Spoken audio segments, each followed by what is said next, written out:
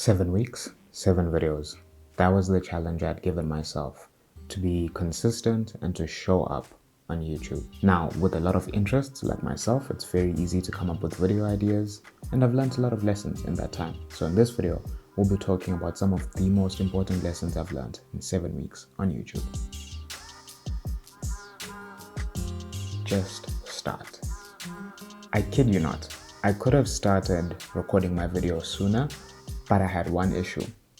I wasn't happy with my skin. And I feel like as a creative, we always find excuses. If we don't break through that barrier of just starting, we always find excuses to not start. And I eventually had to just say, you know what, CJ, bite the bullet. Your skin probably isn't as bad as you think. Just record. You'll be fine eventually. And I even told myself that, it would be nice to see the progress that you've gone through in all this time. You don't always need to have a solid plan. You don't always need to have a defined aesthetic. And I think as someone who's filmed stuff before, who's taken pictures, I like having a certain look to my work, but that was getting in the way of me just starting. You need to bring yourself to the table. That's the most important part. And I think apart from everything else, story, content, even a niche, forget about that and just show up. And that's another very important point in just starting. Why are you here? That's a question I ask myself. And I think a lot of people start their YouTube video for the sake of making money, which I feel is not the right way to think about YouTube, because it takes so much work to actually get money. I mean, I've recorded videos for so long, I've been on YouTube for a while, but I'm still not able to monetize my channel just yet. So obviously I can't be sustaining this output if all I want is money or followers or whatever. So why am I doing this? It's because I want to bring something of value. I want to have a creative outlet, and that's what this is for me. I mean, obviously, eventually I would like to make a living off of my creations. But right now, I'm doing this for me. There's this verse that I like, Philippians 4 verse 13, that says, I can do all things through Christ who strengthens me. And I've taken that so literally in my work and in this channel that I can reach 1 million subs. I can reach a point of just earning money off of this, but that's eventually. What am I doing right now? And having the interest, having the excitement in recording, script writing, composition, all of these things, it's what's kept me consistent for 7 weeks. I'm sure you've noticed in my videos that I talk about so many things. I've spoken about books, I've spoken about journaling, I've spoken about writing a book, I'm into photography, I'm into filmmaking, and a bunch of other stuff. So there's a lot of interests, and these are things that excite me. These are things I enjoy discussing. And as a creative and as a person in general, I think it's very important to have interests. For one, it just makes you a more interesting person because you have topics that you can interestingly discuss. You can go into depth about these things. But secondly, it opens you up to so many more interesting individuals. For me, I have so many communities that I can get engaged in. I have my church community where I can talk about my faith to depth and they won't get annoyed with me. I have book community where people can give me recommendations. I can give them recommendations. We can talk about tropes. We can talk about genres, so many different things. We have the filmmaking community and photography community where we can talk about gear, nerd out about pixel counts. We can nerd out about focus, autofocus, manual focus. Do you shoot in manual or auto? Do you shoot in RAW or JPEG? So many different things. And we can go into depth and be excited about talking things that are interesting to us. But when you don't have interest, a person seems like they have no depth if they have no interest. So that's just the general benefits of having a lot of interests. But as a creative, and especially as someone who films, it opens you up to so many more video ideas. Like for me, I've had books, I've had photo series, I've had a documentary, I've spoken about journaling, I've spoken about writing. That's so many different video ideas, not because I'm seeing trends and following what everyone else is doing, but because I'm talking about what interests me. And it's so much easier to talk about what interests you. And on top of that, just the whole point of self-development, wanting to see yourself grow. is another very important thing. Those are elements that I've brought into this YouTube channel that are bringing it back to life for me. And I actually want to talk about how I intend on bringing all of those interests into one place. I think it's important to pay attention to what you're interested in, because in all of those interests, there will be inspiration. Social media, take TikTok for example. I've found that apart from being the perfect app for doom scrolling, TikTok has so much inspiration. It would go like a close second to YouTube, because on there I found some of my favorite books. On TikTok, I've fallen in love with sketching again, which is actually something I'd like to explore. I have gotten ideas for videos. I have gotten ideas for journaling. I've learned how to write. I've learned figures of speech, so many different things through TikTok, and it's because I paid attention to what I was consuming.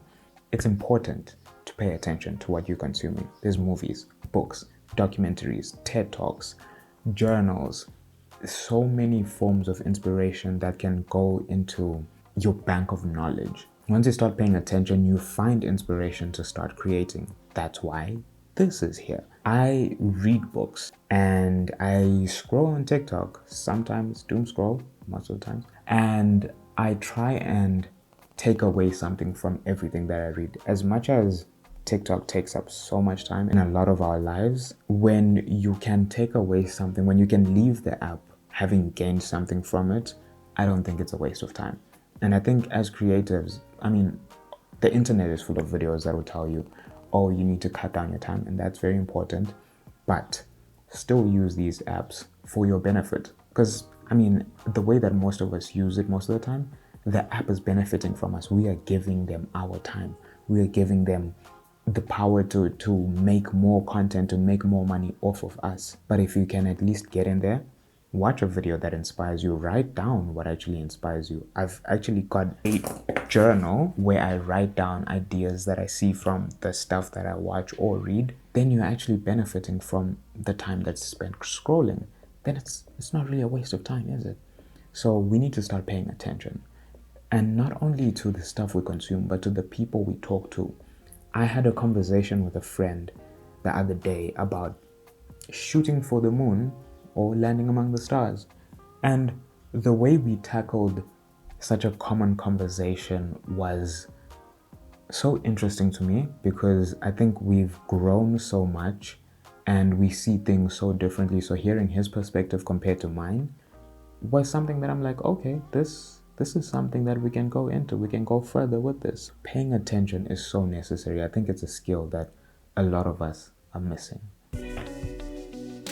You have found your interests. You're getting inspired by your interests. Now learn from them. When I filmed the Rising Voices documentary, I had initially watched the Humans of Adventism documentary.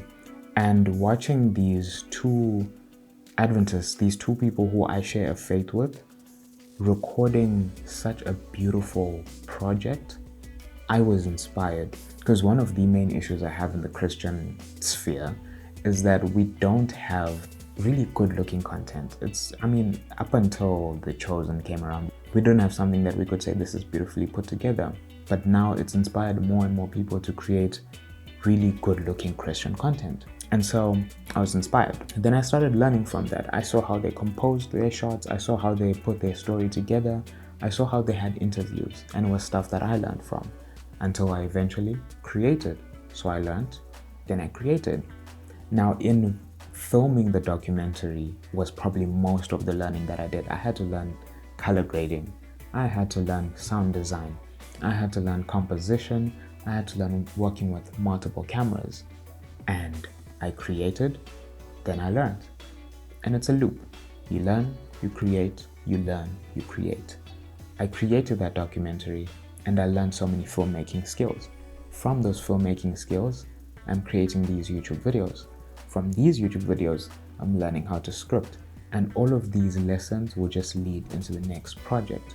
Ultimately, I'm looking back now and I'm realizing that I have become a lot more intentional with my interests, with my life, with what I create. And at the core of it all It's so that I add value not only to my life, but to the people who actually receive my creations. So now with all that said, what's the point of all of this? Why did I go through these 7 weeks of work? Why are we even discussing this video right now? The future of this channel has a direction. I genuinely think I have a direction now. I was watching this one video by Apraline Alter.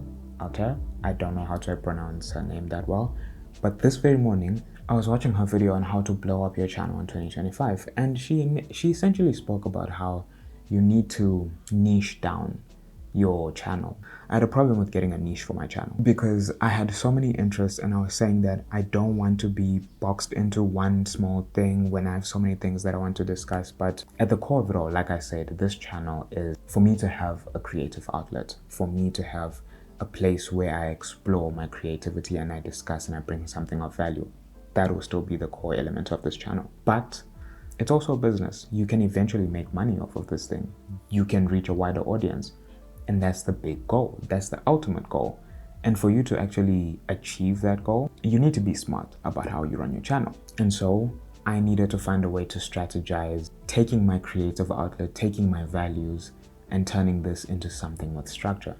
And I think I actually found it. See, I told you about how I consume so many different forms of media, and I actually take notes and I actually learn a thing or two from them. And I'm like, these forms of media all kind of feed into each other. I mean, I learned a bit about masculinity from reading the Bromance Book Club. I learned about design while writing my own book because there's a coffee shop in the book and I'd like to actually design that coffee shop. I learned about communication while watching the Before trilogy.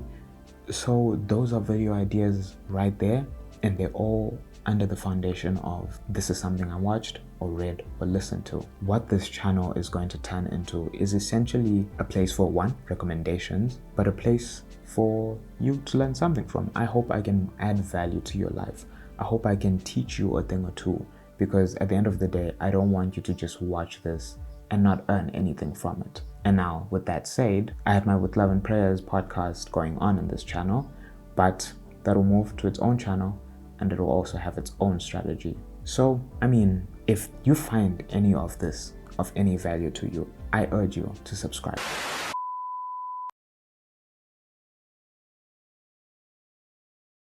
Once you're subscribed, you'll be the first to know when a new video is out. Let me know what you think. Let me know what you want to see in the future of this channel. I'm feeling very optimistic about the future of this place. I'm feeling very excited to discuss so many of the things that interest me. Join me on this ride, and welcome to New Beginnings.